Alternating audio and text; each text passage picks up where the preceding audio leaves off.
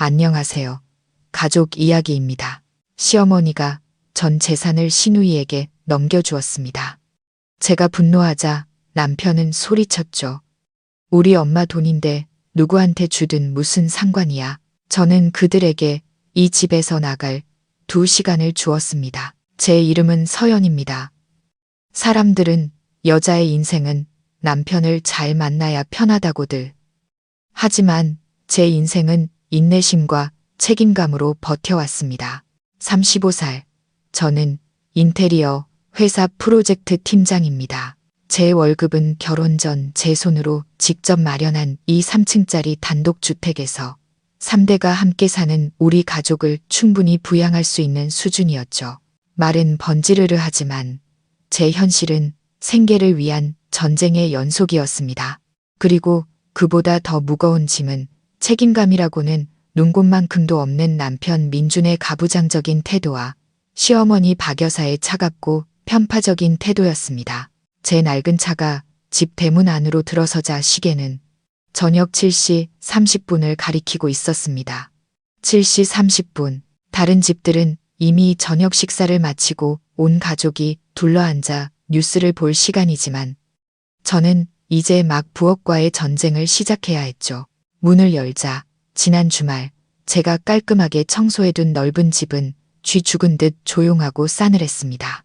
박 여사님은 거실에 앉아 염주를 만지작거리며 TV에서 방영되는 막장 드라마에 눈을 고정하고 있었습니다. 돋보기 안경 너머로 저를 힐끗 쳐다보는 그 눈빛에는 온기라고는 찾아볼 수 없었죠. 마치 늦게 퇴근한 가사도우미를 보는 듯 했습니다.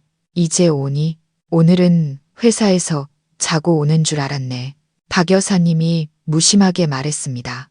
무겁지도 가볍지도 않은 말이었지만 회사에서부터 억지로 눌러왔던 모든 피로를 한순간에 무너뜨리기엔 충분했습니다. 저는 애써 미소를 지으며 최대한 부드럽게 말했습니다. 네, 어머님. 오늘 회의가 좀 길어져서요.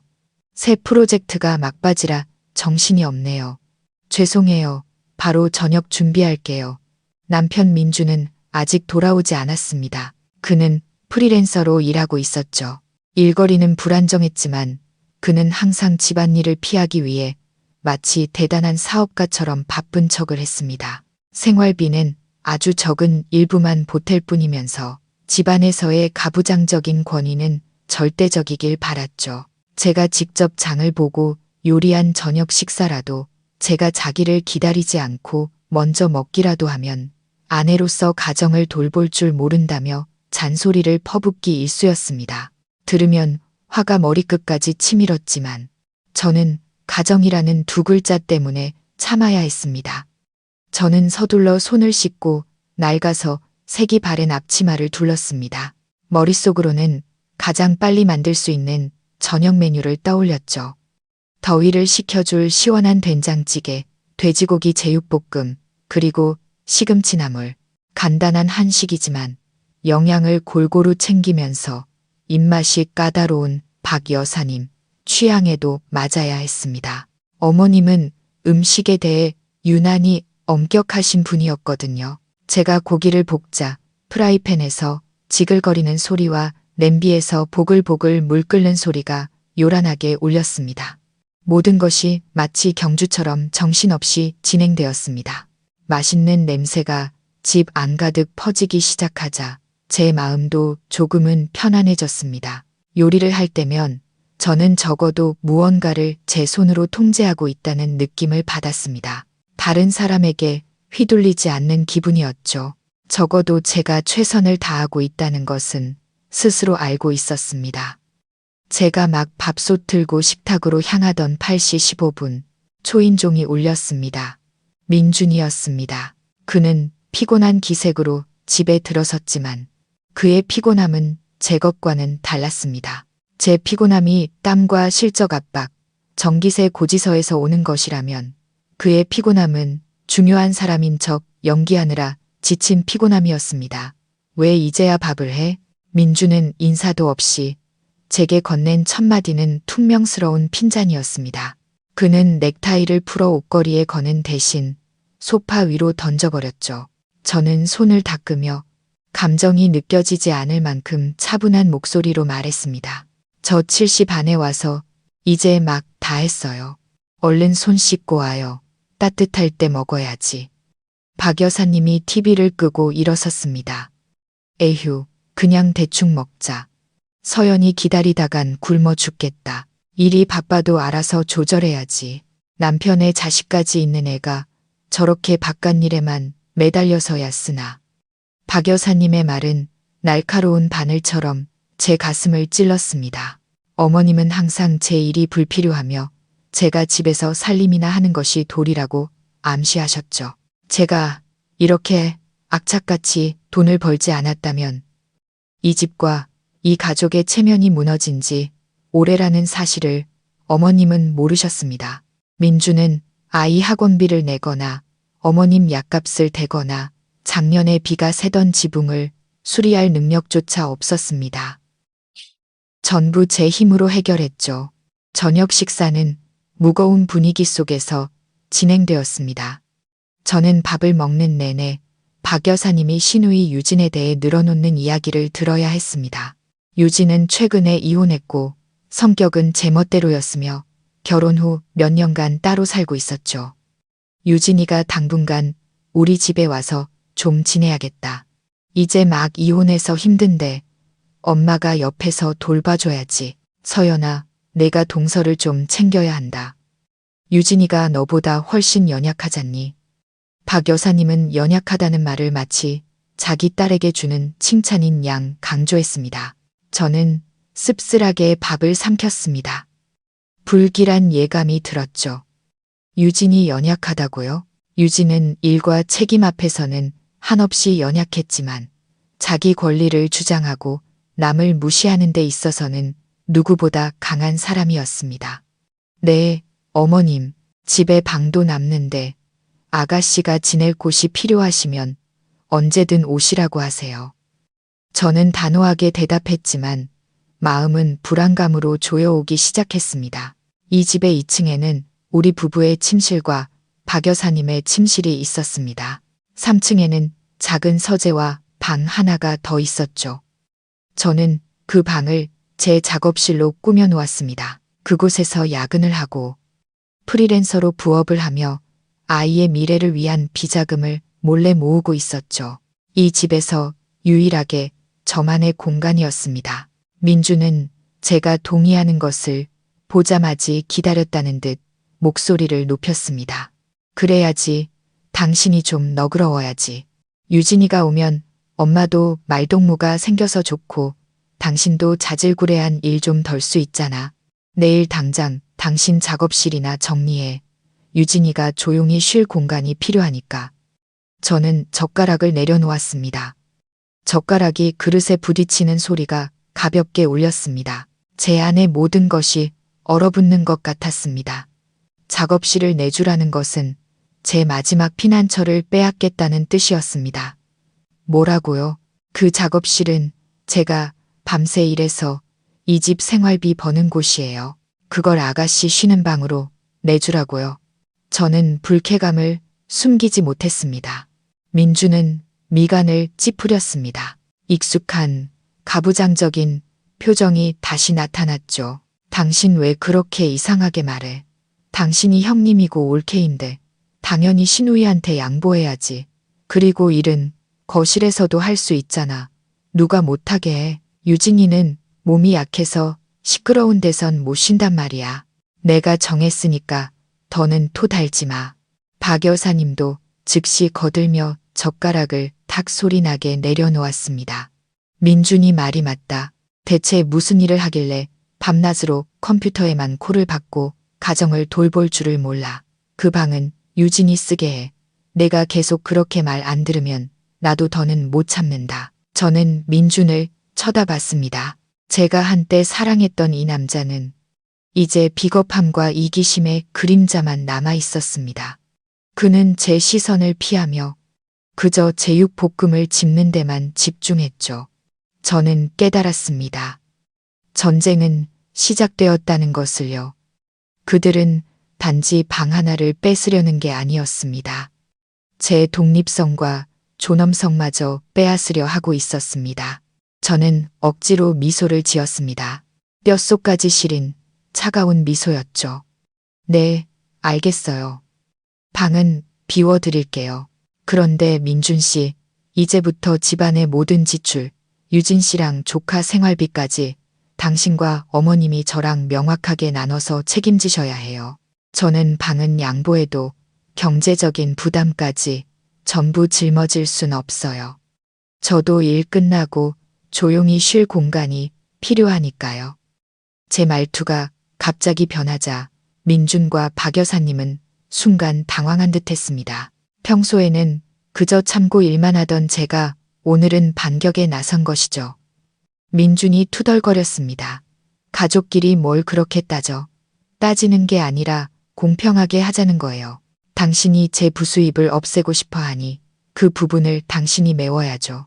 당신이 남자고 가장이잖아요. 민준은 더 이상 아무 말도 하지 않았지만 저는 오늘 밤 균열의 씨앗이 뿌려졌다는 것을 알았습니다. 저녁 식사는 길게 이어졌지만 저는 아무 맛도 느낄 수 없었습니다. 저는 곧 빼앗길 제 작은 작업실이 있는 천장을 올려다보았습니다. 제 머릿속에서는 냉정하고 치밀한 새로운 계획이 세워지기 시작했습니다. 이 집은 제 돈으로 산 집입니다. 집문서도 제 이름으로 되어 있죠. 저는 너무 오랫동안 참고 살았습니다. 이제 제게 가장 중요한 것을 지켜야 할 때였습니다. 저는 누구의 도움도 없이 설거지를 했습니다. 민주는 방에 올라가 휴대폰을 받고 박 여사님은 계속 드라마를 시청했죠. 부엌에는 언제나처럼 저 혼자뿐이었습니다. 물이 졸졸 흐르는 소리가 들렸습니다. 저는 그릇에 기름기를 닦아내며 방금 겪었던 억울함도 함께 씻어냈습니다. 저는 울지 않았습니다. 약해지지 않았습니다. 눈물은 문제를 해결해 주지 않으니까요. 그날 밤 저는 민준의 옆에 누웠습니다. 그는 이미 깊이 잠들어 고르게 코를 골고 있었습니다. 저는 낡은 노트북을 열었습니다. 희미한 화면 불빛이 천장을 비췄죠. 저는 모든 지출 내역과 수입, 자산을 다시 검토하기 시작했습니다. 공동 명의의 예금부터 아이 이름으로 든 보험까지 단 1원까지도 놓치지 않고 상세한 표를 만들었습니다. 민주는 이런 숫자에는 전혀 관심이 없었죠. 그는 그저 부유해 보이는 겉모습에만 신경 썼습니다. 저는 또한 이 집에 관련된 법적 절차를 다시 한번 찾아보기 시작했습니다. 제 유일한 재산에 어떠한 허점도 없다는 것을 확실히 해야 했습니다. 이 집은 제가 결혼하기 전 외할머니께 물려받은 유산으로 산 집이었습니다. 그때 박 여사님이 이렇게 말했던 기억이 났습니다. 서연이가 능력 있어서 집도 다 사고 대단하네. 하지만 이제 민준이랑 결혼했으니 이 집도 우리 공동의 집이야. 저는 그때의 사랑과 순진함 때문에 고개를 끄덕였었죠. 이제는 제가 이 집을 지켜야 했습니다. 이것은 단순한 재산이 아니었습니다. 제 아이의 미래이자 저의 자유였습니다. 제 계획은 3단계로 이루어졌습니다. 첫째, 재정 분리. 공동 명의의 예금을 모두 인출한다. 민준이 낭비벽이 심하다는 것을 저는 잘 알고 있었습니다. 둘째, 증거 수집. 모든 부당한 행위, 모욕적인 언사, 그리고 특히 민준과 유진으로 인해 발생하는 모든 금전적 손실을 기록한다. 셋째, 재산 보호. 집에 대한 법적 서류를 확고히 한다. 다음 날 아침, 저는 잠을 설쳐 눈밑이 조금 채했지만 정신은 그 어느 때보다 맑았습니다. 저는 조용히 블랙커피 한 잔을 타서 창밖을 바라보았습니다. 더 이상 참고 견디는 것에 지치지 않았습니다. 저는 연기하는 것에 지쳤던 겁니다. 이제부터 저는 저와 제 아이를 위해 살 것입니다. 이 조용한 전쟁에서 저는 반드시 승리할 것입니다. 복수를 원하는 것이 아니었습니다. 저는 단지 공평함을 원할 뿐입니다. 그리고 공평함을 얻기 위해 저는 행동해야만 했습니다. 유진이 이사 오는 일은 마치 예고 없이 닥친 태풍처럼 순식간에 벌어졌습니다. 제가 퇴근해서 회사 옷도 갈아입기 전에 거실 한가운데 산더미처럼 쌓인 짐들을 마주해야 했습니다. 온통 명품 캐리어와 가방, 신발, 화장품 상자들이었죠. 진한 향수 냄새가 부엌에서 나는 밥 냄새를 완전히 뒤덮을 정도였습니다. 신우이 유진은 제가 할부로 산 비싼 소파에 거만하게 앉아 두꺼운 화장을 한 채 휴대폰만 들여다보고 있었습니다. 저를 쳐다보지도 않았죠. 유진의 아들 지호는 5살 먹은 통통한 아이였는데 제 TV 리모컨으로 장난감 자동차를 조종하고 있었습니다. 형님 오셨어요? 미리 전화라도 주시지. 그럼 제가 짐 좀 깔끔하게 치워놨을 텐데. 유진은 애교 섞인 목소리로 말했지만 그 말 속에는 비난의 가시가 숨어 있었습니다. 저는 문간에 조용히 서서 치밀어 오르는 화를 억누르려 애썼습니다. 아가씨, 우리 집에 가사 도우미는 없어요. 저도 방금 퇴근했어요. 아가씨 짐은 아가씨가 직접 정리하세요. 여긴 거실이잖아요. 박 여사님이 부엌에서 찻주전자를 들고 나오셨습니다. 어머님은 즉시 대화에 끼어들며 사랑스러운 딸을 애정어린 눈빛으로 바라보았죠. 서연아, 너는 왜 동서한테 그렇게 말하니? 유진이가 이제 막 와서 피곤하잖니. 네가 형님인데 동생을 이해하고 도와줘야지. 짐 좀 저기 둔다고 뭐 큰일 나니. 너는 어서 저녁이나 차려. 유진이가 입맛이 까다로우니까 신경 써서 맛있게 좀 하고. 저는 박 여사님을 바라보았습니다. 어머님은 조금도 숨기지 않고 노골적으로 유진을 편들고 있었습니다. 유진은 낭비벽과 게으름 때문에 이혼했습니다. 그런데 이제 와서 연약해서 온 가족을 부양하는 제 보살핌이 필요한 사람 취급을 받고 있었죠. 어머님, 저도 10시간 동안 일하고 막 퇴근했어요. 온 가족 저녁 식사도 차려야 하고요. 아가씨 짐 정리해 줄 시간은 없어요. 저는 돌려 말하지 않고 직설적으로 말했습니다. 제 인내심은 바닥을 드러내고 있었습니다. 그때 민준이 나타났습니다. 막 샤워를 마친 그는 새 티셔츠를 입고 말끔한 얼굴이었죠. 서연아, 왜 그래? 유진이는 내 동생이잖아. 이제 막 왔는데 기분 좋게 맞이해야지. 짐 조금 있는 거 가지고 왜 그렇게 소란이야? 너는 어서 밥이나 해. 내가 유진이한테 나중에 치우라고 할게. 유진은 즉시 민준의 팔에 매달리며 애교를 부렸습니다. 오빠, 형님이 나 싫어하시면 어쩔 수 없지. 그냥 엄마 집으로 돌아갈게.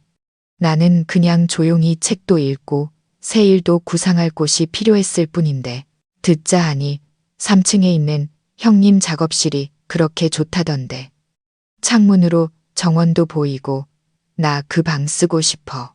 제가 반응할 틈도 없이 박 여사님이 마치 미리 짜놓은 각본처럼 즉시 말을 받았습니다. 그래, 유진이 말이 맞다.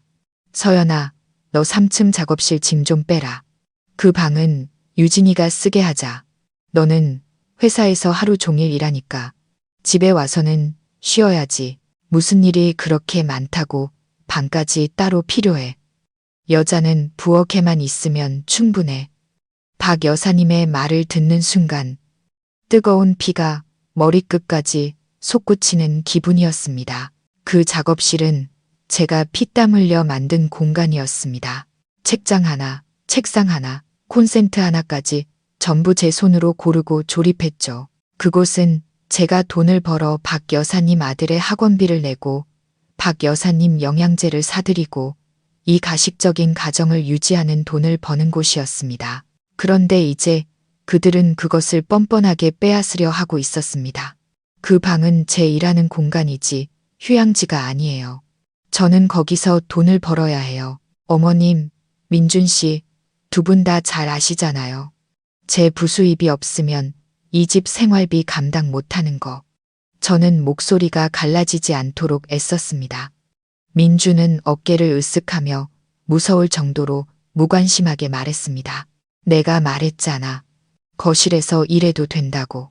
뭐, 비밀스러운 일 하는 것도 아니면서. 유진이는 조용한 공간이 필요해. 그렇게 정했으니까 더는 말대꾸하지 마. 피곤하다. 민주는 등을 돌려 2층으로 올라가 버렸습니다. 그의 태도가 제게 결단을 내리게 했습니다. 유진은 승자의 미소를 지었습니다.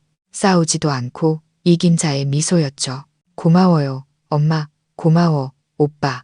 형님, 짐 좀 빨리 치워주세요. 저 오늘 밤부터 그 방 써야 하거든요. 유진은 가식적으로 달콤한 목소리로 제게 말했습니다. 저는 지금 말싸움 해봐야 소용없다는 것을 알았습니다. 그들은 이미 한 팀이 되어 셋이서 저 하나를 공격하고 있었으니까요. 하지만 제 인내는 나약함이 아니었습니다. 그것은 준비였습니다. 알았어요. 치울게요. 저는 짧게 대답했습니다. 하지만 제 방식대로 치울 거예요. 아가씨, 그 방은 제 작업 공간이었지 창고가 아니라는 걸 명심하세요. 제 물건들 소중히 다뤄주세요. 만약 없어지거나 망가지면 변상하셔야 할 거예요. 유진은 소리내어 웃었습니다. 귀에 거슬리는 웃음소리였죠. 형님, 뭘 그렇게 따지세요. 저는 여기 쉬러 온 거지 집안일 하러 온 게 아니라고요. 걱정 마세요. 저는 그냥 경치 구경하고 피부 관리나 할 거니까. 저는 더 이상 아무 말도 하지 않았습니다. 곧장 3층으로 올라가 제 소중한 방의 문을 열었습니다. 이곳에서 저는 수많은 밤을 새워 프로젝트를 끝내고 새로운 기술을 익혔습니다. 그곳은 제 지식과 독립의 보고였습니다. 저는 정리를 시작했습니다. 하지만 방을 비우는 정리가 아니었죠. 저는 분류를 시작했습니다. 모든 외장 하드와 회사 기밀 문서, 중요한 메모가 담긴 노트들을 꺼냈습니다. 모든 것을 작은 철제 상자에 담아 조심스럽게 잠근 후 제 옷장 깊숙한 곳에 숨겼습니다. 방에는 낡은 책 몇 권과 프린터, 텅 빈 책상만 남겨두었습니다. 그날 저녁, 저는 여전히 부엌에서 저녁을 차려야 했습니다. 오늘의 식탁에는 유진과 지호가 추가되었죠. 유진은 별로 먹지 않고 그저 음식 사진을 찍어 SNS에 올리는 데만 열중했습니다. 친정 와서 몸보신하니 너무 좋다. 살림꾼 형님 덕분에 호강하네라는 글과 함께였죠. 저는 그 글을 보며 차가운 분노가 치밀어 오르는 것을 느꼈습니다. 유진은 노골적으로 저를 이용하고 제 노력을 자신의 허세를 위한 도구로 삼고 있었습니다. 밤이 되어도 저는 잠을 이룰 수 없었습니다. 저는 누워서 모든 것을 되짚어 보았습니다. 민준과 박 여사님의 행동은 단순한 무례함을 넘어선 약탈이었습니다. 그들은 제 자립 의지를 꺾고 저를 부엌과 시중드는 일에만 전념하는 아내이자 며느리로 만들고 싶어 했습니다. 민준 씨, 나 내일 공동예금 인출해서 아이 적금 통장에 넣을 거예요. 당신 쓸 돈은 조금 남겨두는 게 좋을 거야. 저는 잠든 민준의 귓가에 작게 속삭였습니다. 민준은 잠결에 웅얼거렸습니다. 응, 알아서 해. 당신 믿어. 제 재정 관리 능력에 대한 그의 맹목적인 믿음이 바로 제가 이용할 약점이었습니다. 저는 지금 당장 행동하지 않으면 민준이 유진의 꼬드김에 넘어가 그 돈을 전부 어리석은 사업에 투자해버릴 것을 알았습니다. 더 늦기 전에 제 아이의 미래를 지켜야 했습니다. 바로 다음 날 아침 저는 그 일을 실행에 옮길 것입니다. 예상대로 유진과 지호가 온 지 일주일 만에 제 3층 집은 진짜 전쟁터로 변했습니다. 유진은 요양과 세일 구상을 하러 왔다고 했지만 실제로는 오전 11시까지 늦잠을 자고 일어나면 인터넷 서핑, 드라마 시청, 수다 떨기만 했습니다. 그녀는 손가락 하나 까딱하지 않았죠. 유진의 아들 지호는 둘째가라면 서러울 장난꾸러기였습니다. 신문지를 찍고 거실 벽에 낙서를 하고 바닥에 음료수를 쏟았죠. 퇴근하고 돌아와 그 광경을 본 저는 심장이 해는 것 같았습니다. 제가 항상 깔끔함에 자부심을 가졌던 1층은 이제 신발이 아무렇게나 널려 있고 장난감이 어지럽게 흩어져 있었습니다. 제가 임시로 일하기 위해 거실 구석으로 옮겨놓은 작은 책상은 이제 유진의 핸드백과 화장품으로 가득 차 있었습니다. 저는 앉아서 일할 수가 없었죠.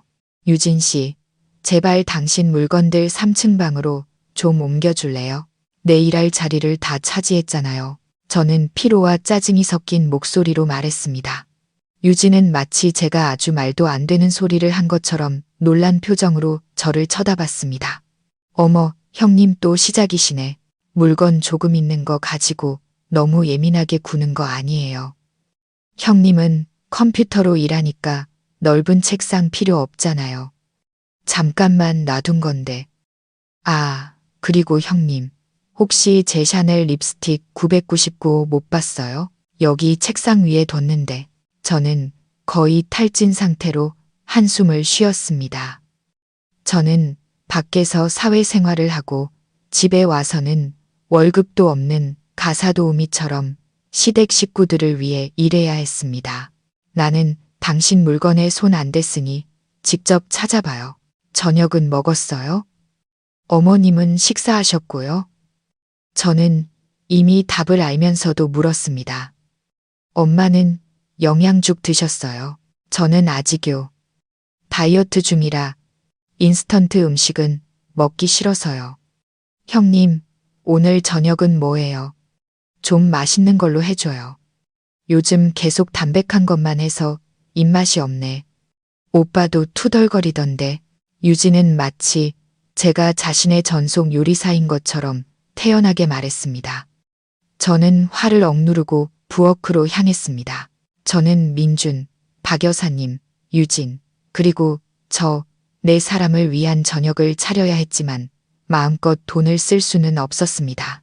유진이 온 이후로 민준은 슬그머니 생활비를 줄였습니다. 일이 어렵다는 핑계를 댔죠. 그는 제가 모를 거라 생각했지만 저는 집안의 모든 수입과 지출을 상세히 기록하고 있었습니다. 오늘 저는 도미 간장 조림과 청경채, 마늘 볶음을 하기로 결정했습니다. 신선하고 영양가 있으면서도 비싸지 않은 메뉴였죠. 제가 식탁에 음식을 차리자 맛있는 냄새가 퍼져나갔습니다. 민준이 퇴근하고 돌아와 생선 냄새를 맡고는 표정이 조금 부드러워졌습니다. 하지만 식탁에 앉자마자 박 여사님이 잔소리를 시작했습니다. 박 여사님은 생선 한 점을 맛보고는 미간을 찌푸렸습니다. 도미, 왜 더 좋은 민어나 농어 안 사고 이런 생선을 샀니? 살이 푸석푸석하잖아. 돈 잘 번다고 말만 하지 말고 집안 밥상 좀 신경 써라. 왜 이렇게 초라하니? 유진은 즉시 거들며 연극처럼 젓가락을 내려놓았습니다. 맞아요. 엄마, 이 생선이 어떻게 연어랑 비교가 되겠어요. 형님, 제가 까다로운 건 아닌데요. 저 지금 기력 보충이 필요하단 말이에요. 이렇게 먹어서야 어떻게 큰일을 하겠어요. 민준도 저를 쳐다보며 약간 날카로운 목소리로 말했습니다. 서연아, 당신 진짜 좀 인색한 것 같아. 유진이 말이 맞아. 당신은 프로젝트 팀장이고 나보다 월급도 많이 받으면서 집안 밥상을 이 모양으로 만들어. 혹시 무슨 다른 뜻이라도 있는 거야? 저는 조용히 세 사람을 바라보았습니다. 그들의 말투, 제 노력을 무시하는 태도를 보았습니다. 저는 10시간 동안 힘들게 일하고 빗속을 뚫고 운전해서 집에 와 숨 돌릴 틈도 없이 요리를 했습니다. 그리고 제가 받은 것은 비난과 모욕뿐이었습니다. 연어랑 민어 사 먹을 돈이 어디 있는데요. 말은 참 잘하시네요. 그럼 직접 사와서 요리하시지 그랬어요. 저는 더 이상 참을 수 없었습니다. 분노로 목소리가 떨렸죠. 민주는 즉시 얼굴을 굳혔습니다. 너 지금 뭐라고 했어? 감히 엄마랑 나한테 말대꾸를 해? 너는 아내야. 알아서 꾸려갈 줄 알아야지. 그렇게 일원 하나까지 따지니까 이 집안이 발전이 없는 거야. 제가 일원까지 따지는 건 이 집에서 따지는 사람이 저밖에 없기 때문이에요. 저는 벌떡 일어섰습니다. 더 이상 싸우고 싶지 않았죠. 어머님, 민준 씨, 유진 씨. 세 분은 계속 식사하세요. 저는 입맛이 없네요. 저는 침실로 들어가 문을 세게 닫아버렸습니다. 아래층에서 박 여사님과 유진이 속삭이는 소리, 유진의 조롱 섞인 웃음소리가 들렸습니다. 저는 그들이 제 험담을 하고 있다는 것을, 저를 궁지로 몰아넣고 기뻐하고 있다는 것을 알았습니다. 저는 바닥에 주저앉았습니다. 머리가 어지러웠죠. 사랑이 모든 어려움을 극복하게 해줄 거라 믿었던 결혼 초의 시간들이 떠올랐습니다. 이제 제게 남은 것은 이용과 이기심뿐이었습니다. 그들은 저를 아내나 며느리로 생각하지 않았습니다. 돈 버는 기계이자 하녀로 여겼죠. 저는 즉시 휴대폰을 들어 변호사로 일하는 친한 친구에게 전화를 걸었습니다. 법적인 조언이 필요했습니다. 지혜야, 나 좀 도와줘. 서울에 있는 내 3층 집 법적 서류 좀 다시 확인해 줄래? 그게 분쟁의 여지 없이 내 개인 재산이라는 걸 확실히 하고 싶어. 제 친구 지혜는 제 긴장된 목소리를 듣고 즉시 자초지종을 물었습니다. 저는 박 여사님, 민준, 그리고 유진에 대해 대략적으로 이야기했죠. 걱정 마, 서연아. 그 집은 네가 결혼하기 전에 내 명의로 되어 있었고 구입자금 출처가 외할머니 유산이라는 증거도 있잖아. 법적으로 그건 혼인 기간 중에 공동 재산이 아니라 내 고유 재산이야. 절대 걱정하지 마. 지혜가 저를 안심시켰습니다. 그런데 서연아, 내 생각엔 네가 이제 명확한 계획을 세워야 할 것 같아. 더는 참으려고만 하지 마. 전화를 끊자 마음이 한결 차분해졌습니다. 적어도 제게는 지킬 것이 하나 있었습니다.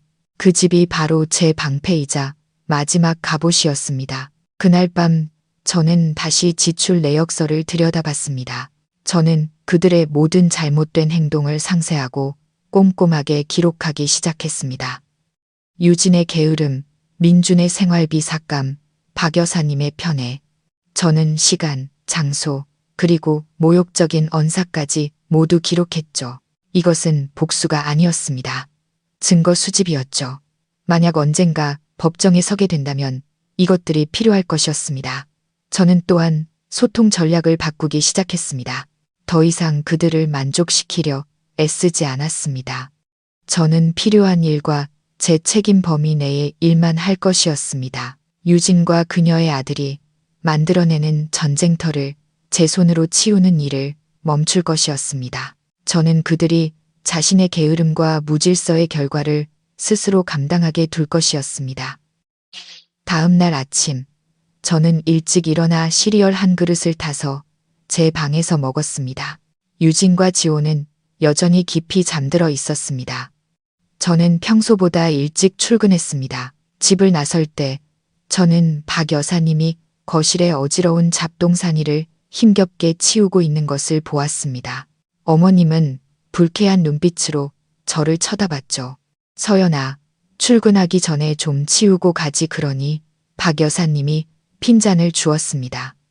저는 미소를 지었습니다. 박 여사님 앞에서 감히 지어본 적 없는 미소였죠. 네, 어머님. 유진 씨 물건은 유진 씨가 치워야죠. 저는 급한 회의가 있어서 늦으면 안 돼요. 먼저 가보겠습니다. 저는 박 여사님의 잔소리를 뒤로하고 집을 나섰습니다. 이것은 그들이 제게 억지로 떠넘기려던 책임을 제가 처음으로 거절한 순간이었습니다. 마치 보이지 않는 무거운 짐을 내려놓은 것처럼 마음이 정말 가벼웠습니다. 이제부터 제 삶은 더 이상 시댁의 불합리한 기대에 휘둘리지 않을 것입니다. 유진이 집에 온 지 15일째 되던 날, 저는 마지막으로 한 번 더 시도해 보기로 했습니다. 사람의 마음이 변할 수 있는지 확인하기 위한 마지막 친절이었습니다. 어쩌면 제가 너무 예민했거나 혹은 제가 충분히 지혜롭지 못했던 걸지도 모른다는 생각이 머릿속을 맴돌았죠. 토요일 아침, 저는 새벽 5시에 일어나 시장에 가서 소뼈와 신선한 소고기, 국수를 사왔습니다. 저는 전통 방식대로 진한 설렁탕을 끓이기로 했습니다. 온 가족, 특히 박 여사님과 민준이 아주 좋아하는 음식이었죠. 저는 제가 인색하거나 계산적인 게 아니라 단지 현실적인 재정 상황에 직면해 있을 뿐이라는 것을 증명하고 싶었습니다. 저는 3시간 동안 뼈를 고고 간을 맞췄습니다. 대파와 마늘의 구수한 향기가 집안 가득 퍼져나갔습니다. 따뜻하고 군침 도는 냄새였죠. 저는 정성을 다해 끓인 뜨끈한 설렁탕 한 그릇을 그 누구도 비난하지 못할 것이라고 믿었습니다. 아침 8시가 되자 저는 4개의 큰 그릇에 뜨겁게 데친 국수와 얇게 썬 소고기, 파릇파릇한 대파와 진하고 맑은 국물을 담아 준비를 마쳤습니다. 박 여사님이 먼저 일어나셨죠. 어머님은 부엌으로 내려와 차려진 설렁탕을 보고는 표정이 조금 누그러졌습니다. 오늘 서연이가 설렁탕을 끓였네. 입맛 좀 바꿀 줄도 알고. 저는 미소를 지었습니다. 네, 어머님. 아침부터 끓였어요. 뜨거울 때 드세요. 민준도 뒤따라 내려와 자리에 앉자마자 국물 한 숟가락을 떠먹었습니다. 맛있네, 서연아. 오랜만에 당신이 끓인 설렁탕 먹는다. 민준의 칭찬은 짧았지만 제 피로를 조금이나마 덜어주었습니다. 유진 씨는요? 유진 씨랑 지호도 불러서 같이 먹어요. 설렁탕은 뜨거울 때 먹어야 맛있잖아요. 제가 말했습니다. 민준은 미간을 찌푸렸습니다. 유진이 자고 있어. 그냥 자게 둬. 당신이나 먹어. 신경 쓰지 말고. 저는 시계를 보았습니다. 거의 오전 9시였습니다.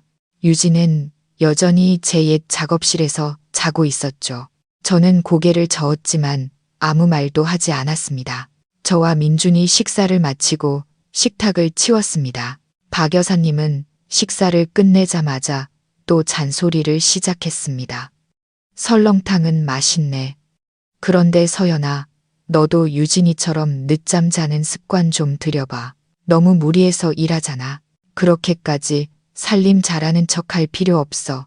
저는 그저 침묵했습니다. 제가 무엇을 하든 박 여사님은 항상 저를 비난하고 자기 딸을 칭찬할 구실을 찾아낼 것이라는 걸 알았기 때문입니다. 오전 11시 제가 거실에서 노트북으로 일하고 있을 때 유진이 잠옷차림에 부스스한 머리로 계단을 내려왔습니다.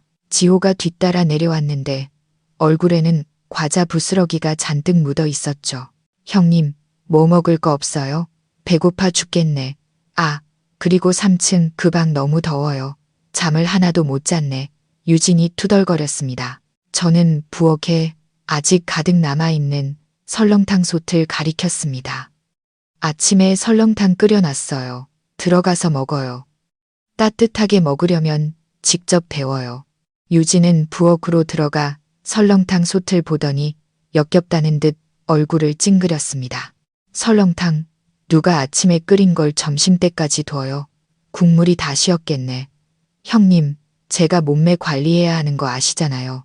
이렇게 기름진 국물 먹으면 어떻게 살을 빼요. 저는 가슴속에서 불길이 치솟는 것을 느꼈습니다. 저는 동트기 전부터 일어나 뼈를 고고 간을 맞추고 뒷정리까지 했습니다. 이 모든 노력이 고작 이런 대답을 듣기 위해서였을까요?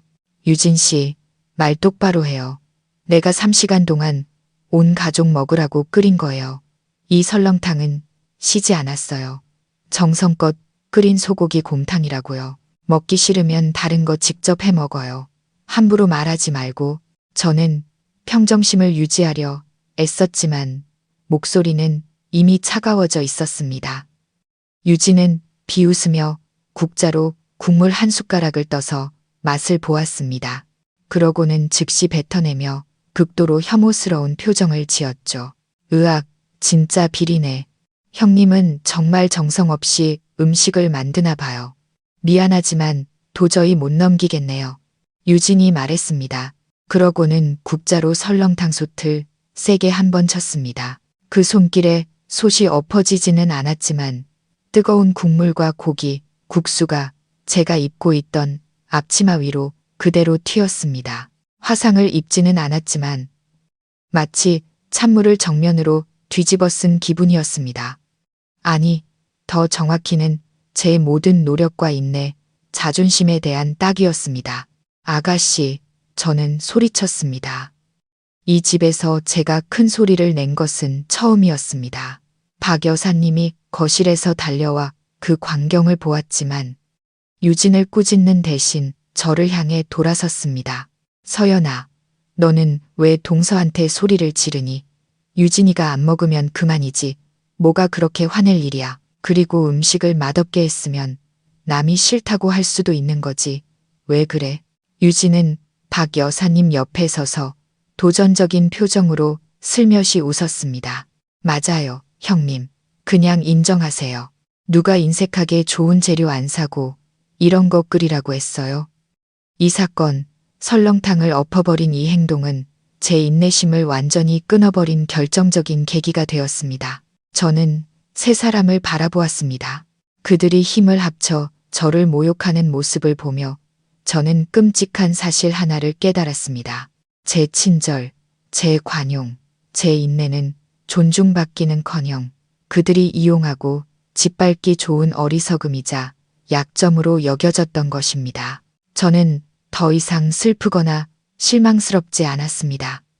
그저 무서운 냉기가 제 영혼을 뒤덮는 것을 느꼈을 뿐입니다. 알았어요. 이제야 알겠네요. 제가 말했습니다. 제 목소리는 소름 끼칠 정도로 차분했습니다. 저는 앞치마를 풀어 싱크대에 던져버렸습니다. 이제부터 저는 제 아들 외에는 그 누구를 위해서도 밥을 하지 않겠습니다. 아가씨, 먹고 싶은 게 있으면 직접 해 드세요. 어머님, 민준 씨. 두 분도 명심하세요. 제가 이 집을 책임졌던 건 의무 때문이 아니라 정 때문이었습니다. 이제 그 정이 끝났으니 의무도 더는 없습니다. 저는 등을 돌려 곧장 방으로 올라갔습니다. 민준이 뭐라고 말하려 했지만 저는 무시했습니다. 저는 방에 들어가 문을 잠갔습니다. 더 이상 그들에게서 어떤 말도 듣고 싶지 않았습니다. 저는 임시로 마련한 작업 의자에 앉아 노트북을 열었습니다. 저는 외부 음식 서비스, 집 근처 식당, 배달 앱 정보를 찾아보기 시작했습니다. 비용을 계산하고 저와 제 아들을 위한 식사만 직접 준비하기로 결정했습니다. 남은 돈으로는 아이를 위해 질 좋은 배달 음식을 사줄 것이었습니다. 제 복수 계획은 이제 준비 단계가 아니었습니다. 실행 단계로 넘어갔습니다. 저는 재정 계획표를 열었습니다. 그 전날 저는 이미 공동예금 3억 원을 모두 인출해 제 이름으로 된 별도의 은행 계좌에 입금해 두었고 아들을 상속인으로 지정했습니다. 공동 계좌에는 단 200만 원만 남겨두었죠. 민주는 확인하지 않을 것을 알았습니다. 그는 자신의 겉모습을 꾸미는데 너무 바빴으니까요. 저는 민준의 옛 메시지에서 우연히 알게 된 그의 전 여자친구 소희의 회사 정보를 찾아보기 시작했습니다. 저는 소희가 야심 있는 여자이며 민준이 점점 그녀의 덫에 빠져들고 있다는 것을 알았습니다. 저는 막지 않을 것입니다. 그들이 스스로 무덤을 파도록 내버려 둘 것입니다. 친절은 실패했습니다. 이제 냉정과 이성이 나설 차례였습니다.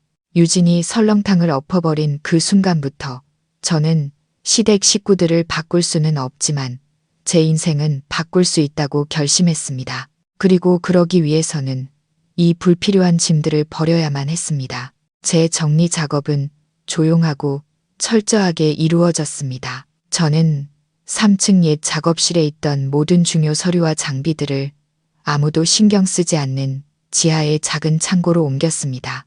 그곳을 굳게 잠그고 저만의 비밀 기지로 만들었죠.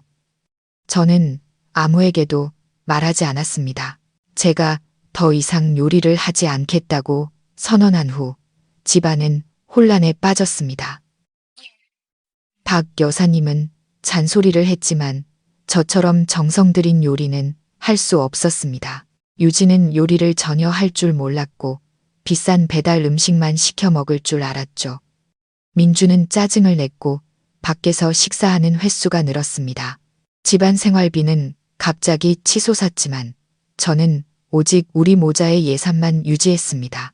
유진이 보름 넘게 빈둥거리다 돈을 요구하기 시작하면서 상황은 더욱 긴장되었습니다. 어느 날 저녁 제가 지하에서 일하고 있을 때 2층에서 큰 말다툼 소리가 들렸습니다. 저는 즉시 몰래 설치해둔 보안 카메라를 켰습니다. 물론 제가 돈을 내고 관리하는 것이었죠. 오빠, 나 좀 도와줘. 내 유기농 화장품 사업이 곧 시작될 거야. 근데 자본금이 필요해. 딱 2억만 있으면 돼. 3개월 안에 원금 회수하고 오빠한테 이익 절반 나눠줄게. 약속해. 유진의 목소리는 애원하는 듯 했지만 여전히 과도한 자신감으로 가득 차 있었습니다.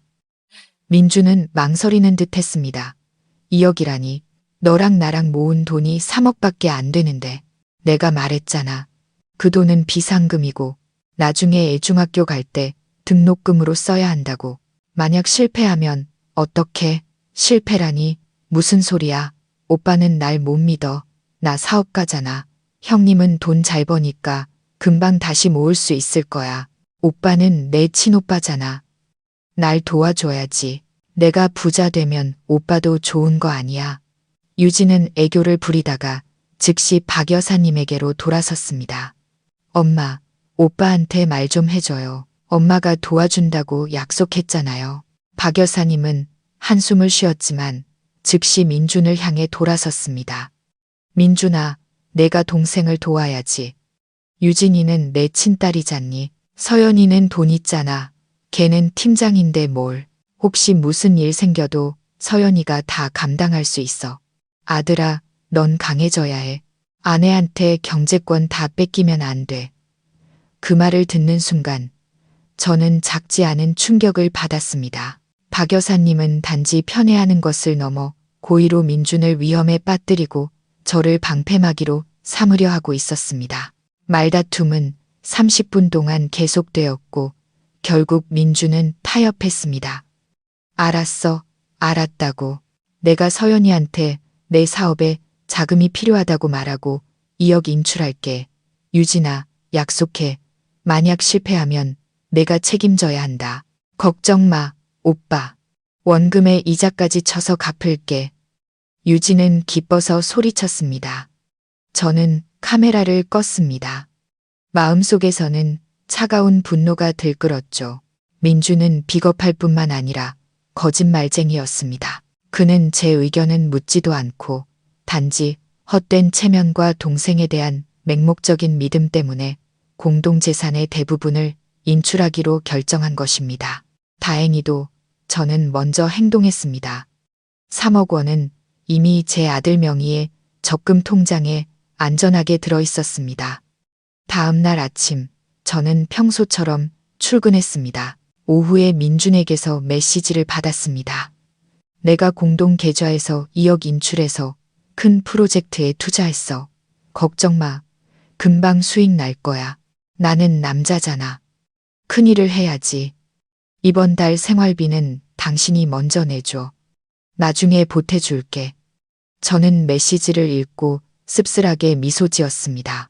그는 뻔뻔하게 거짓말을 하고 있었습니다. 거짓말뿐만 아니라 제 지출까지 뻔뻔하게 줄이려 했죠. 저는 아주 짧은 답장을 보냈습니다. 알았어요. 내가 알아서 할게요. 큰일 하는 거니까 꼭 성공해요. 행운을 빌어요. 저는 즉시 은행에 전화해서 개인정보 유출 가능성을 이유로 200만 원만 남은 공동 계좌를 일시적으로 동결해달라고 요청했습니다. 저는 그가 지금 당장 실제 잔액을 보길 원치 않았습니다. 그가 자신의 돈 인출 계획에 자신감을 갖게 하고 싶었죠. 제가 집에 돌아왔을 때 모든 것은 여전히 혼란스러웠습니다. 유진은 3층 방에서 아마 화장품 회사 사장이 되는 미래를 꿈꾸고 있을 것이었습니다. 박 여사님은 편안하게 TV를 보고 있었죠. 민주는 약간 긴장된 표정으로 집에 돌아왔습니다. 그는 침실로 들어와 제가 침대에 다리를 꼬고 앉아 책을 읽고 있는 것을 보았습니다. 그는 제게 다가와 다정한 척했습니다. 서연아, 나한테 화난 거 아니지? 내가 이렇게 하는 것도 다 우리 가족 잘 살자고 하는 거야. 알잖아. 나는 남자니까 나만의 사업이 있어야 해. 그는 가식적인 자만심이 가득한 목소리로 말했습니다. 저는 책을 내려놓고 그의 눈을 똑바로 쳐다봤습니다. 화 안 났어요. 이해해요. 당신이 큰일을 하고 싶어 하는 거 존중해요.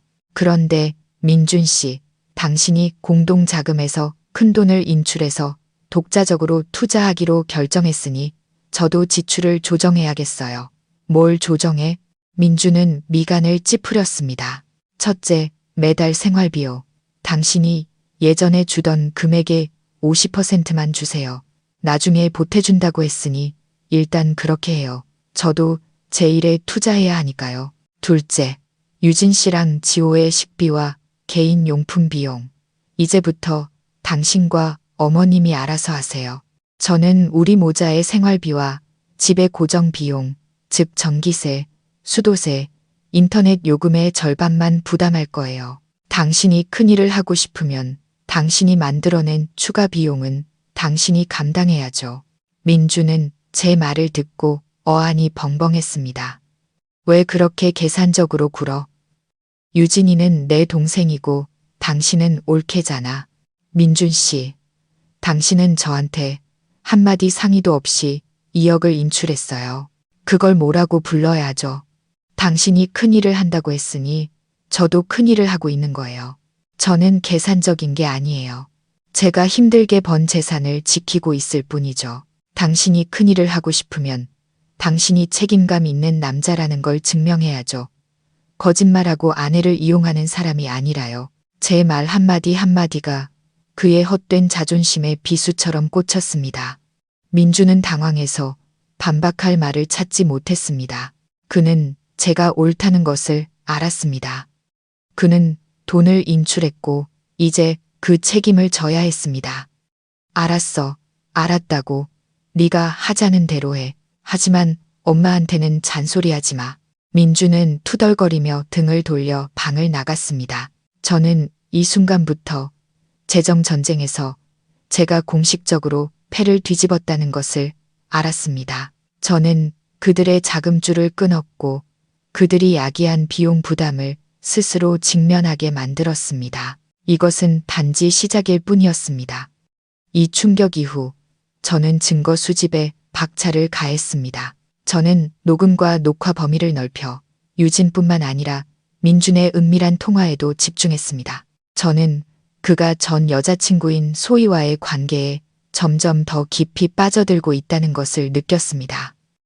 그날 밤 민준이 샤워하는 동안 저는 몰래 그의 휴대폰을 확인했습니다.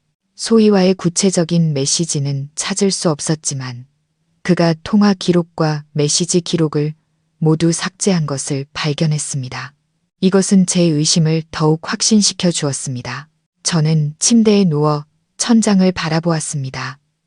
제 가슴은 더 이상 아프지 않았습니다.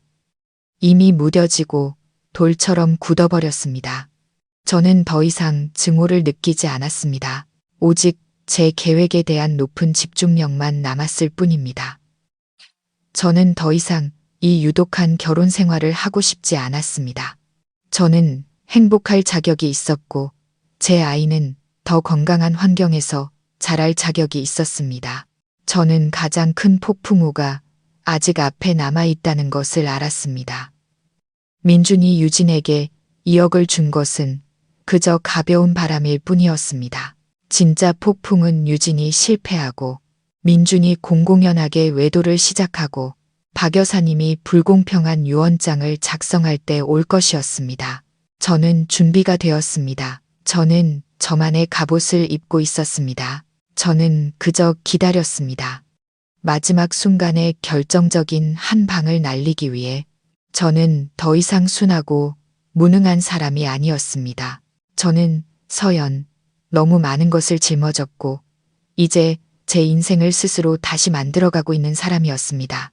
제가 생활비를 줄인 날부터 집안 분위기는 불씨를 품은 잿더미처럼 살얼음판 같았습니다.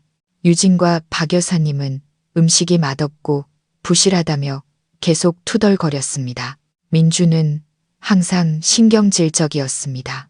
그는 어머니와 여동생의 식비와 개인 용돈에 추가로 돈을 써야 했고 그의 통장은 금방 바닥을 드러냈습니다. 피곤한 하루 끝에 돌아오던 제 안식처였던 집은 이제 덫이나 다름없었습니다. 하지만 제 주의를 가장 끈 것은 민준의 변화였습니다. 그는 비정상적으로 일찍 나가고 늦게 들어오기 시작했습니다. 화장실에서의 은밀한 통화, 보내자마자 바로 삭제되는 메시지들, 그리고 특히 그의 몸에서 나는 낯선 향기. 그것은 제가 평소에 사주던 저렴한 향수와는 전혀 다른 비싸고 진하며 매혹적인 향수 냄새였습니다. 이 향기는 스쳐 지나가는 것이 아니었습니다. 그것은 그의 셔츠 깃과 피부에 부인할 수 없는 증거처럼 달라붙어 있었습니다. 어느 날 밤 12시가 다 되어서야 민준이 집에 돌아왔습니다. 그는 조용히 방으로 들어오려 했지만 저는 깨어 있었습니다. 저는 숨소리를 고르게 조절하며 자는 척 가만히 누워 있었죠. 그는 셔츠를 벗어 빨래 바구니에 던졌습니다. 즉시 그 향수 냄새가 제 코를 강하고 도전적으로 찔렀습니다. 저는 침대 머리맡에 등을 켰습니다. 민주는 깜짝 놀라 당황했죠. 왜 아직 안 자? 그가 약간 더듬거리며 물었습니다. 저는 몸을 일으켜 그의 셔츠를 집어들었습니다. 이거 무슨 냄새예요, 민준 씨. 여자 향수 냄새인데. 이 시간에 어디 갔다 이제 와요? 민주는 즉시 셔츠를 빼앗으며 허둥지둥 말했습니다. 당신 뭐 하는 거야? 거래처 사람들 만나고 왔어. 회사 사람들이 독한 향수를 써서 그래. 너무 예민하게 굴지 마. 나 피곤해. 어떤 거래처 사람이기에 향수를 당신 몸에 이렇게까지 묻히죠? 저는 그의 셔츠 깃에 묻은 희미한 립스틱 자국을 똑바로 가리켰습니다. 희미한 불빛 아래 그것은 마치 칼자국처럼 선명하게 드러났습니다. 민주는 완전히 할 말을 잃었습니다. 그는 손으로 그 립스틱 자국을 가리려 애썼죠. 이건 내가 술 마시다가 실수로 부딪혀서 그런 거야. 날 믿어줘, 서연아. 나 정말 아무 짓도 안 했어. 저는 그의 거짓말하는 눈을 똑바로 쳐다봤습니다. 더 이상 논쟁할 필요가 없었죠. 진실은 대낮처럼 명백했습니다. 민주는 그의 전 여자친구인 소희와 재회했고 그들은 선을 넘고 있었습니다. 설명할 필요 없어요. 그냥 당신에게 아내와 자식이 있다는 것만 기억하세요. 순간의 욕심 때문에 모든 걸 잃지 말고요. 제 목소리에는 더 이상 분노가 없었습니다. 오직 피로와 실망만이 남아 있었죠. 민주는 제가 소란을 피우지 않자 즉시 다시 목소리를 높였습니다. 나도 알아. 당신은 이 집이나 잘 챙겨. 내 일은 당신이 하는 그런 자질구레한 프로젝트랑은 달라. 나는 사회적 관계가 얽힌 큰일을 하고 있어. 당신은 여자라 이해 못해. 저는 고개를 끄덕였습니다. 차가운 미소가 입가에 번졌죠. 네, 저는 이해 못하죠. 저는 은행 잔고랑 전기세 고지서에 찍힌 숫자밖에 이해 못해요. 큰일 하시는 거 꼭 성공하세요. 저는 벽을 향해 돌아 누워 등을 껐습니다. 민주는 안도의 한숨을 내쉬며 자리에 누웠습니다. 그는 제가 넘어갔다고 생각했겠지만 그는 몰랐습니다. 이 순간 저는 가장 정확하고 치밀한 추적 계획을 세우고 있었습니다. 바로 다음 날 저는 제 인맥을 동원해 소희에 대해 조사했습니다. 예상대로 소희는 그녀가 꾸며낸 것처럼 정직한 사업 파트너가 아니었습니다. 소희는 전문 사기꾼으로 어두운 금융 분야에서 활동하며 돈이나 지위가 있는 남성들에게 접근해 돈을 뜯어내는 일을 전문으로 하고 있었습니다. 저는 소희에 대한 과거 신문 기사와 SNS상의 소문들을 다수 찾아냈습니다. 모든 것이 아름답고 매혹적이지만 극도로 위험한 한 여자를 가리키고 있었죠. 저는 그 모든 자료를 인쇄해 지하에 있는 제 비밀 파일에 보관했습니다. 저는 아무것도 하지 않고 그저 기다렸습니다. 민준이 스스로 자신만만하게 들어간 그 덫에 걸려들기를. 외도를 할수록 민준은 더욱 공공연하게 저를 무시했습니다. 그는 저녁 식사를 거르는 일이 잦아졌고 집에 돌아오면 항상 신랄한 말을 내뱉었죠. 당신 옷차림 좀 봐, 서연아. 촌스럽기 짝이 없어서 10년 동안 부엌 밖으로 안 나간 아줌마 같잖아. 여자도 좀 꾸밀 줄 알아야지. 남들처럼 교양 있게 대화도 좀 하고. 민주는 휴대폰에 시선을 고정한 채 말했습니다. 저는 그가 소희의 사진을 보고 있다는 것을 알았습니다. 박 여사님은 그 말을 듣고 즉시 거들었습니다. 맞아. 내가 보기엔 유진이가 너보다 옷도 훨씬 잘 입는다. 서연아, 넌 돈도 있으면서 왜 그렇게 내 몸에는 아끼니? 그렇게 돈만 끌어안고 있다가 언젠가 남 좋은 일만 시키게 될 거다. 저는 침묵했습니다. 논쟁하지 않았죠. 이것이 심리적 조종의 일부라는 것을 알았습니다. 그들은 제가 스스로를 부족하고 가치 없는 사람으로 느끼게 만들어 배신당한 아내의 자리를 순순히 받아들이게 하고 싶어 했습니다. 하지만 그들은 몰랐습니다. 그들의 경멸이 저를 더욱 강하게 만들고 있다는 것을요. 저는 여전히 자기 관리를 계속했지만 민준에게 보여주기 위함이 아니었습니다. 저는 아침에 요가를 하고 책을 읽고 지식과 경력에 투자했습니다. 제 가치는 민준이나 박 여사님의 시선이 아닌 제 독립성에 있다는 것을 알았기 때문입니다. 어느 날 오후 저는 우연히 민준과 소희의 통화를 엿듣게 되었습니다. 자기야, 걱정 마. 걔는 저를 가리키며 일하고 부엌 살림밖에 모르는 애야. 아주 순진해서 아무것도 몰라. 내가 곧 돈 마련해서 자기랑 같이 투자할게. 이 프로젝트는 분명 대박 날 거야. 민준이 말했습니다. 그의 목소리는 약속과 열정으로 가득 차 있었습니다. 저는 문 뒤에 서서 한마디 한마디를 똑똑히 들었습니다. 공동 투자라. 저는 소희가 민준의 돈을 빼내기 위해 장밋빛 미래를 그리고 있다는 것을 알았습니다. 저는 미소 지었습니다. 그가 유진에게 빼준 2억 원은 단지 시작에 불과했습니다. 저는 그가 애인과 함께 마음껏 놀다가 주머니에 동전 한 푼 남지 않을 때까지 내버려 둘 것이었습니다. 그것이 바로 그들이 그토록 무시하던 살림의 가치를 증명하는 가장 좋은 방법이었습니다. 저는 민준의 외도 증거를 계속 수집했습니다. 관계를 되돌리기 위해서가 아니었습니다. 이혼할 때 제 권리, 특히 양육권과 재산을 절대적으로 보호할 충분한 증거를 확보하기 위해서였습니다. 저는 길고 피곤한 재판을 원치 않았습니다. 저는 빠르고 단호한 해방을 원했습니다. 제 마음의 고요함 속에서 저는 새로운 힘이 자라나는 것을 느꼈습니다. 완벽한 남편, 완벽한 가정에 대한 모든 환상을 버린 여자의 힘이었습니다. 저는 더 이상 과거의 서연, 헌신적이고 인내심 많은 아내가 아니었습니다. 저는 서연, 제 운명을 제 손으로 직접 개척하고 있는 사람이었습니다. 유진의 유기농 화장품 사업은 시작한 지 한 달여 만에 빠르게 무너졌습니다. 제 예상대로 유진은 경험도 없으면서 파트너들의 화려한 겉모습만 믿었습니다. 2억 원의 자본금은 비눗방울처럼 사라져버렸죠. 하지만 비극은 거기서 끝나지 않았습니다. 유진은 자본금을 잃었을 뿐만 아니라 추가 물품을 들여오기 위해 파트너들에게 속아 3억 원의 사채 계약서에 서명하고 말았습니다. 이자는 살인적이었고 상환기일은 코앞으로 다가왔죠.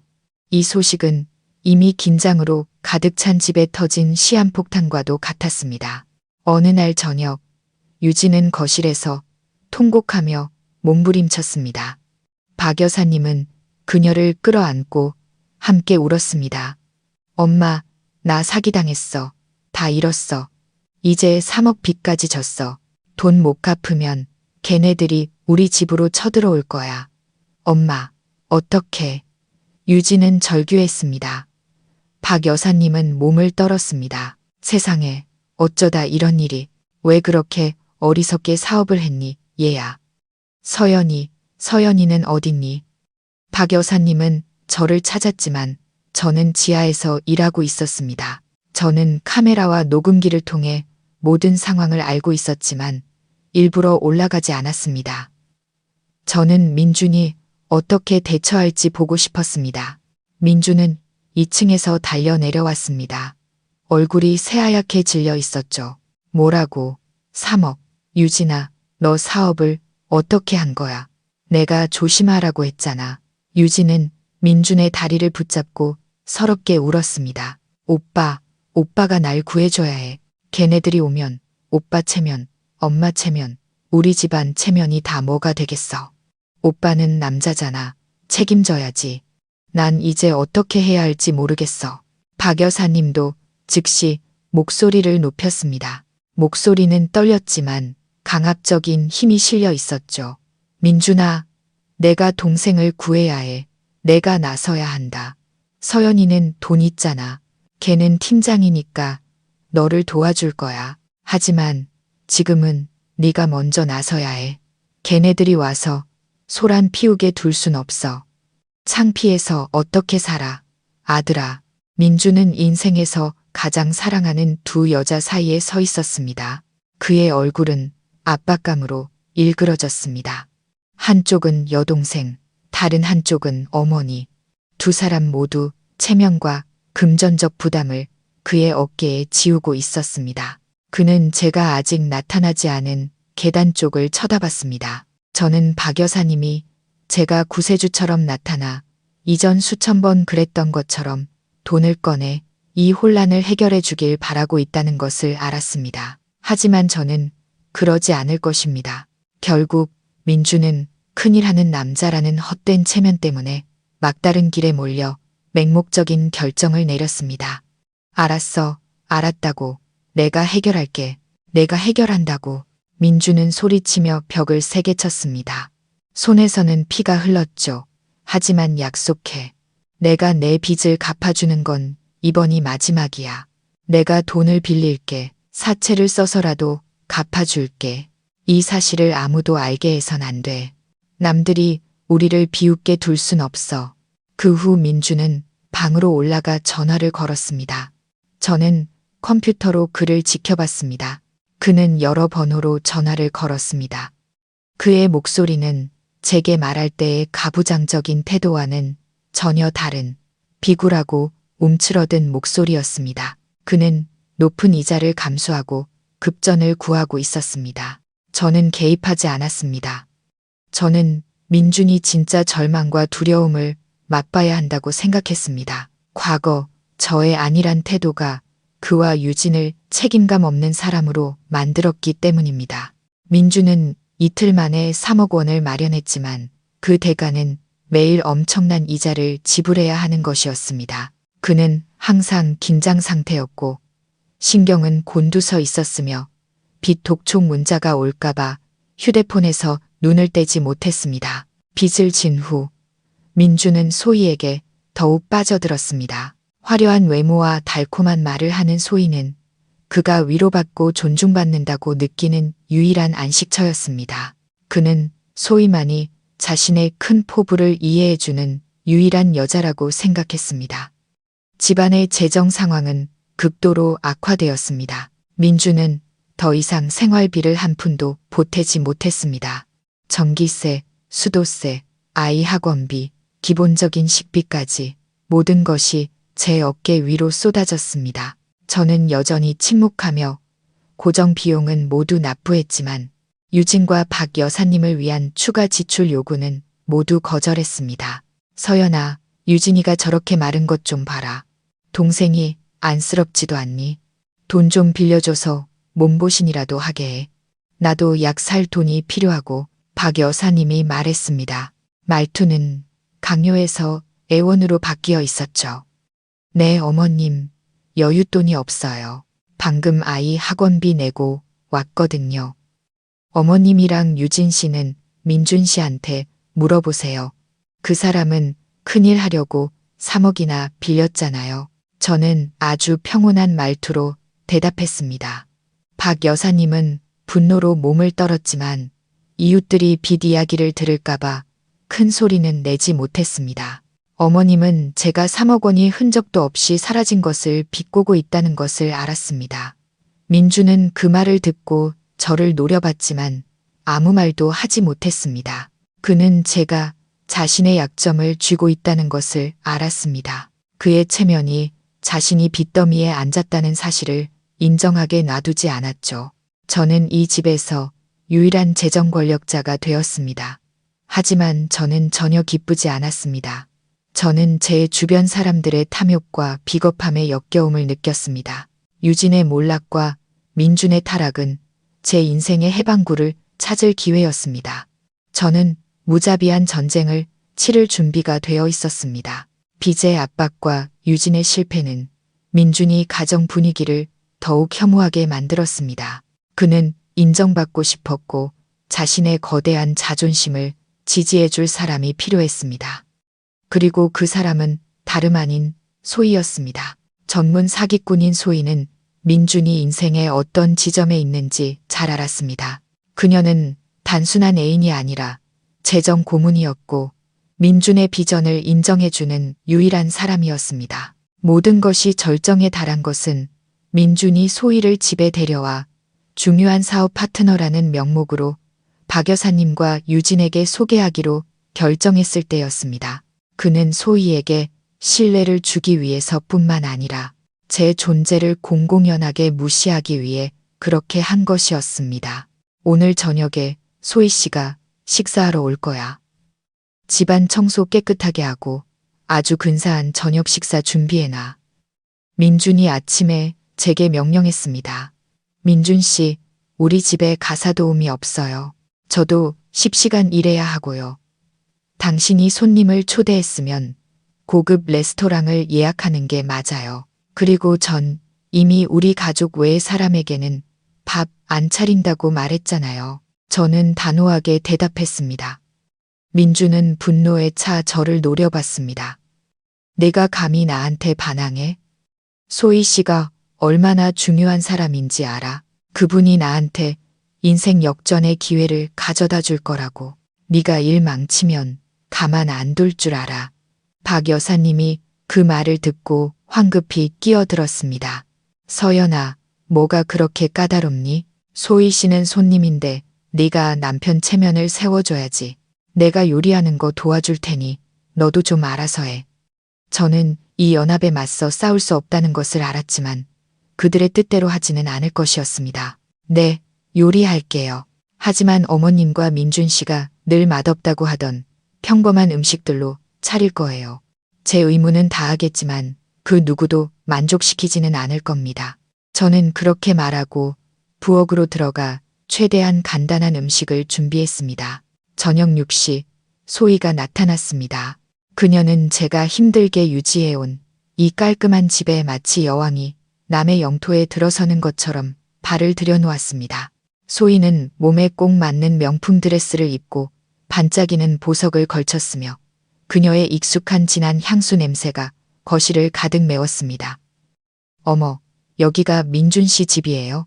뭐, 나쁘진 않은데 좀 어둡고 낡았네요. 소희는 경멸적인 표정으로 주위를 둘러보며 말했습니다. 박 여사님은 즉시 환하게 웃으며 다가가 소희의 손을 살갑게 잡았습니다. 제게 보이던 쌀쌀맞은 태도와는 완전히 딴판이었죠. 어서 와요. 소희 씨, 정말 아름답네요. 이렇게 와줘서 고마워요.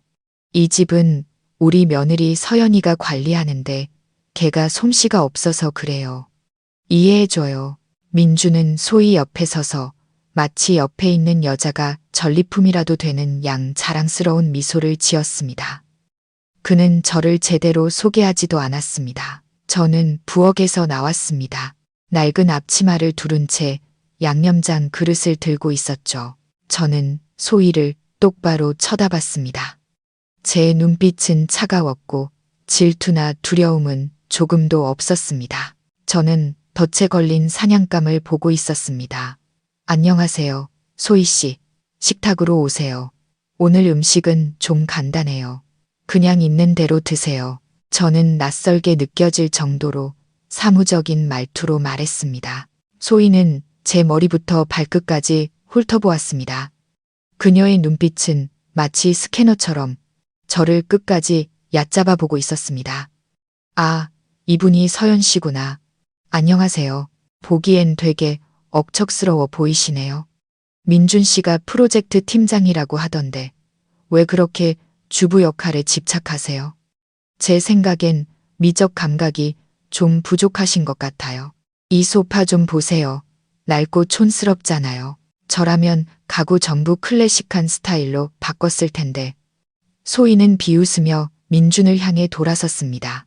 민준 씨, 서연 씨한테 패션이랑 인테리어 조언 좀 해줘야겠어요. 민준은 소희를 따라 비겁하게 웃었습니다. 맞아. 자기가 좀 알려줘. 서연이는 일만 할 줄 알지 미적 감각은 없어. 박 여사님도 거들었습니다. 어머님의 눈빛은 저를 향한 실망감으로 가득 차 있었죠. 정말 창피하다. 서연이는 돈도 있으면서 인색할 정도로 아끼기만 해. 저는 가만히 서서 세 사람이 공공연하게 제 노력과 존재를 비난하고 모욕하는 것을 들었습니다. 소희가 비난한 소파는 제가 밤새 프로젝트를 하며 번 돈으로 산 것이었습니다. 집안의 가구들은 제가 미니멀리즘 스타일에 맞춰 하나하나 직접 고른 것들이었죠. 이제 그 모든 것이 외부인 사기꾼 한 명 때문에 부정당하고 있었습니다. 저는 더 이상 아무 말도 하지 않고 식탁에 앉았습니다.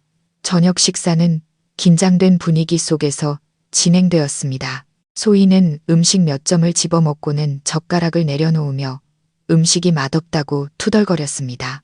그녀는 민준과 수십억 원짜리 프로젝트에 대해 이야기하며 빠른 부의 축적에 대한 장밋빛 미래를 그렸습니다. 민준 씨, 당신은 비전이 있는 사람이잖아요. 기회를 잡을 줄 알아야죠.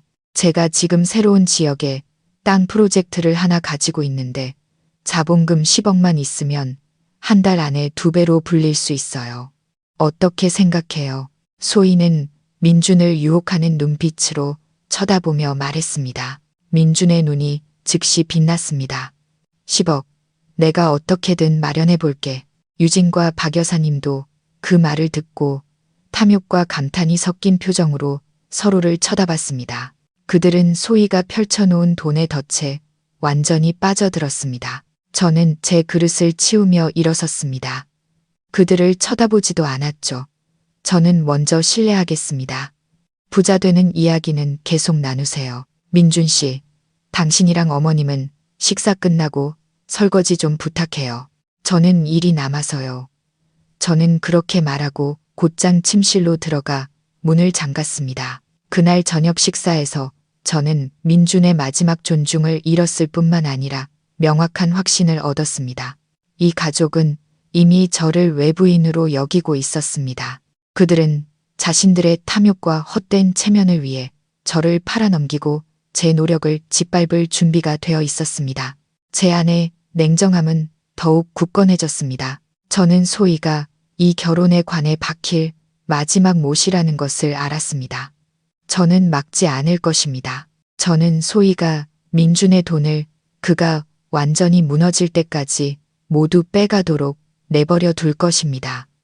그것이 배신과 경멸에 대한 대가였습니다. 저는 노트북을 열어 법률 서류를 업데이트했습니다. 내일 변호사에게 전화해서 이혼 서류를 준비할 것입니다. 모든 것이 이제 정말 충분했습니다. 소희가 저녁 식사에 다녀간 후 우리 집의 모든 일은 마치 계산된 비극 드라마처럼 흘러갔습니다. 민주는 날이 갈수록 소희에게 빠져들었고 남은 돈과 정신, 주로 사채로 빌린 돈을 그녀의 환심을 사는데 쏟아부었습니다. 소희가 그려주는 수십억짜리 프로젝트를 맹신했죠. 유진은 연신 소희를 칭찬하며 소희가 자신의 3억 빚을 해결해 주길 바랐습니다. 박 여사님은 소희를 감탄과 아쉬움이 섞인 눈으로 바라봤습니다. 소희가 자기 며느리가 아니라는 사실을 안타까워하면서요. 편애와 불공정의 절정은 어느 주말 오후에 일어났습니다. 박 여사님은 저와 민준, 유진을 거실로 불렀습니다. 어머님은 소파에 엄숙하게 앉아 두툼한 서류 뭉치를 손에 들고 있었죠. 너희들에게 할 중요한 얘기가 있다. 박 여사님이 입을 열었습니다. 목소리는 이상할 정도로 진지했습니다. 할아버지가 남기신 고향의 선산을 팔았다. 총 5억 원이야. 민준과 유진은 탐욕의 눈을 빛내며 숨을 들이켰습니다. 저는 아무런 감정 표현 없이 침묵했습니다. 시댁의 선산 상속권이 제게 없다는 것을 잘 알고 있었기 때문입니다.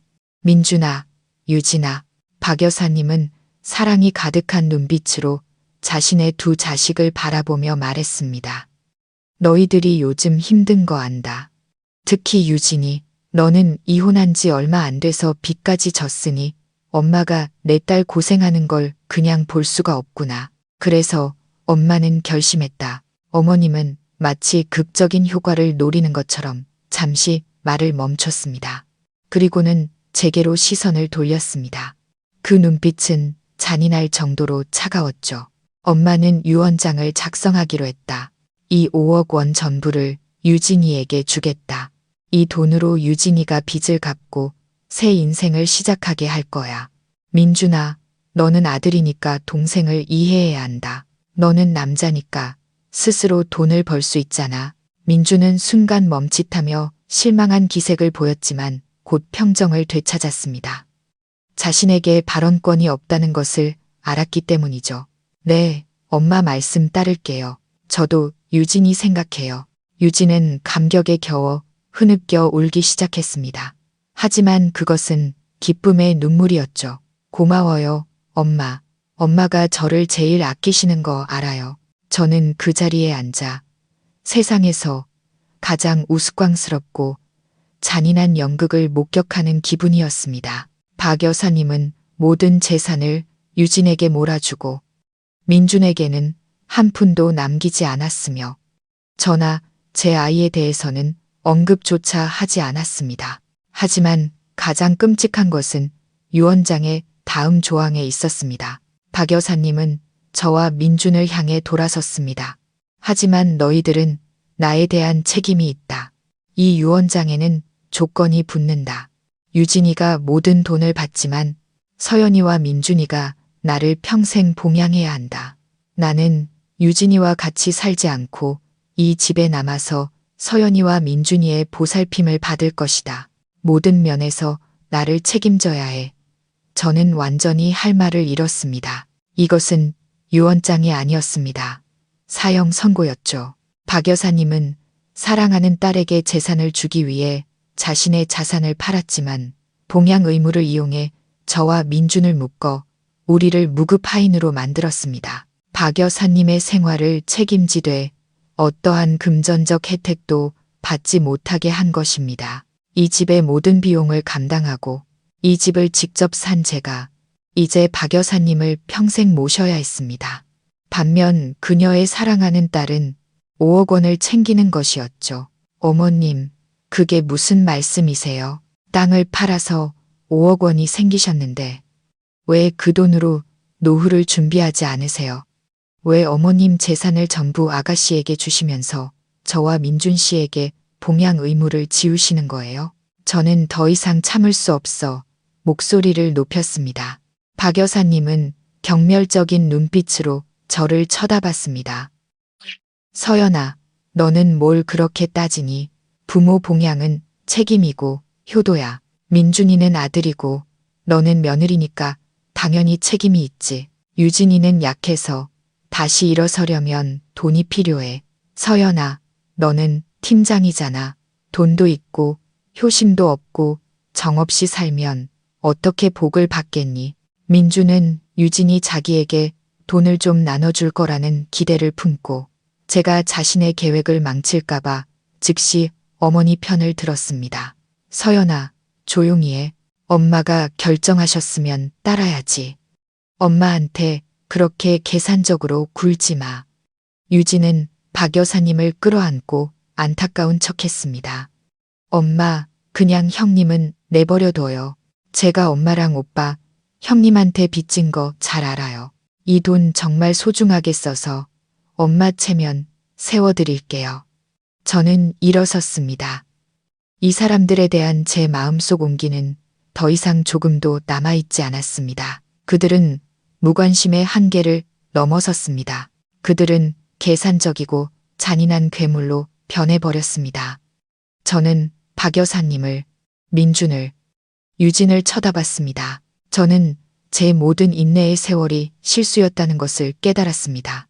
어머님, 민준 씨, 유진 씨, 제 목소리는 무서울 정도로 차분했습니다. 다들 원하시는 대로 하세요. 어머님과 민준 씨의 마음, 이제 잘 알겠습니다. 제 책임 다 하겠습니다.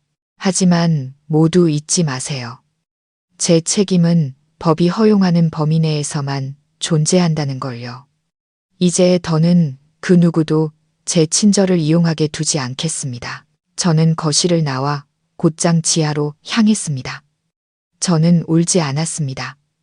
분노를 느끼지도 않았습니다. 그저 기묘한 평온함만이 느껴졌을 뿐입니다. 박 여사님의 선언은 저를 모든 위선적인 도덕적 족쇄에서 해방시켜 주었습니다. 저는 제 비밀 파일을 열어 마지막 장을 넘겼습니다. 변호사가 이미 준비해둔 이혼 소송장이 서명만을 기다리고 있었습니다. 저는 민준이 남은 재산을 모두 소희에게 쏟아부었다는 것을 알았습니다. 이제 그는 한 푼도 없었죠. 유진은 5억 원을 손에 쥐었지만 그녀는 탐욕스럽고 맹목적인 사람이었습니다. 저는 그들이 서로를 해치도록 내버려 둘 것이었습니다. 이 불공평한 유언장은 제가 판을 뒤집기 위해 필요했던 마지막 무기였습니다. 저는 그들에게 봉양이 계약서의 조항이 아니라 자발적인 마음에서 우러나오는 것임을 증명해 보일 것이었습니다. 정이 사라진 곳에 그 어떤 유언장도 저를 강요할 수 없었습니다. 저는 준비가 되었습니다. 5억 원을 손에 쥔 유진은